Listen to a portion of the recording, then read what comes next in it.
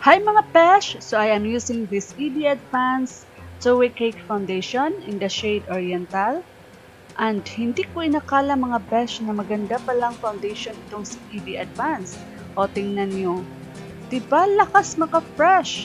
Nawawala yung mga pimple marks ko, yung mga discoloration, and don't mind the zit on my neck kasi wala na siyang lugar sa aking face. Next is I am using this EVE Advanced Concealer Stick. So, ginagamit ko siya to cover up my under eye circles, pati na rin sa aking T-zone area. Pero mga besh, siguro dapat ko siyang inilagay before the foundation kasi medyo nahihirapan ako sa pag-blend sa kanya. And every time na nagbe-blend ako is nawa-wipe out din yung foundation ko.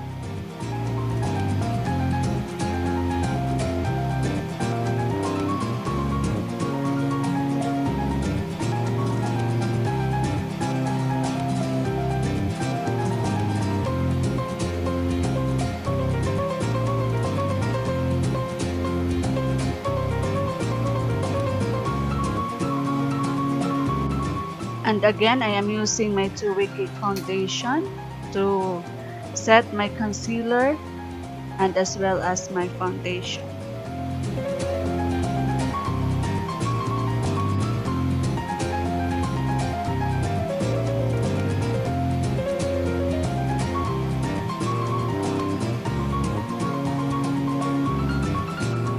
For my eyebrows, I am using this EVE Advanced Perfect Eyebrow Pencil in the shade Dark Brown. And I am using an angle brush because I just want to fill in the spars on my eyebrows.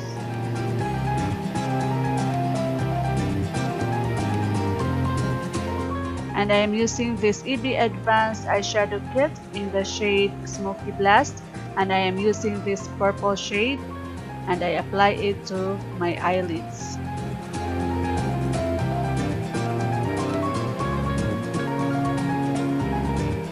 Next is I am using this indigo shade for my outer V and to the inner corner of my eyelids.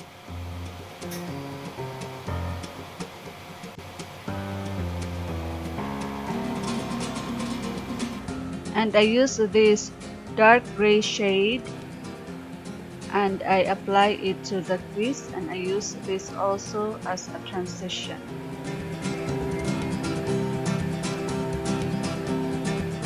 And again with this indigo shade, I use this to my outer V to intensify the color.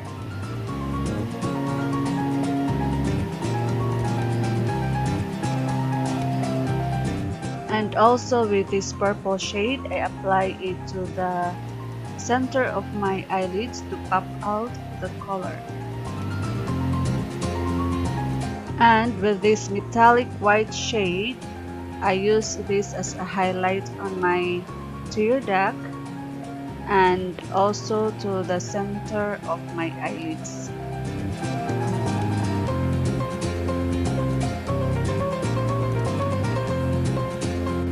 And I wipe my angle brush eyeliner in this EVE Advanced Silky Eyeliner in the shade Onyx to do my wing eyeliner. Kasi mga besh, mas madali sa akin to do my wing eyeliner using this eyeliner brush.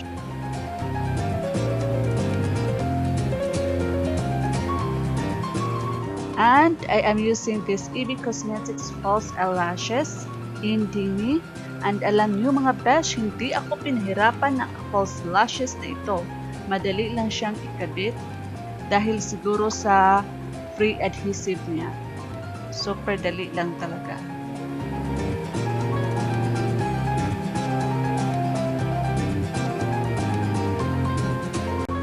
And back to this indigo shade, I smudge it to my lower lash line.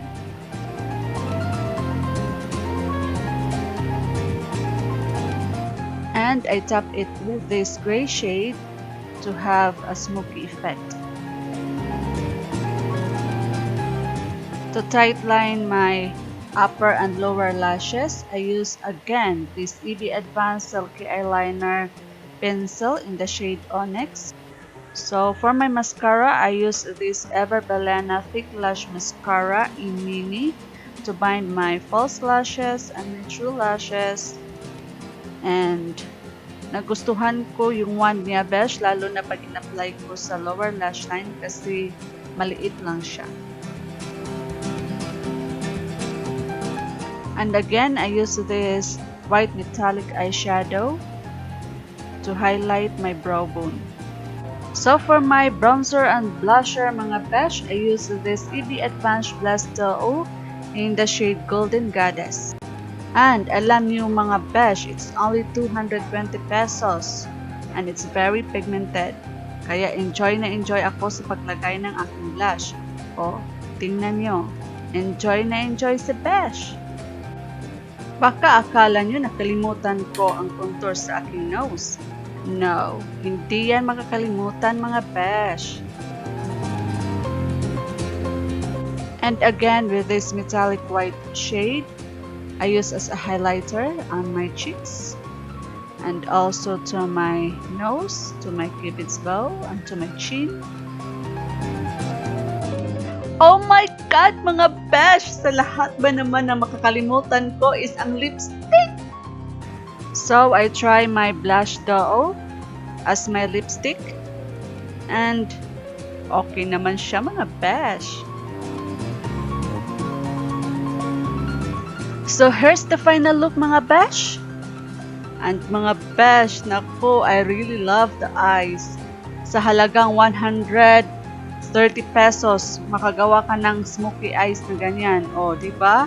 Oh, ha? Ikaw talaga EVE Advanced. Ginulat mo ako, ha?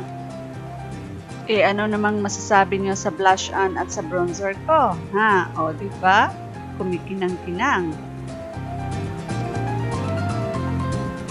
So mga besh, this is my BOHO Chic Inspired Look using EVE Advanced.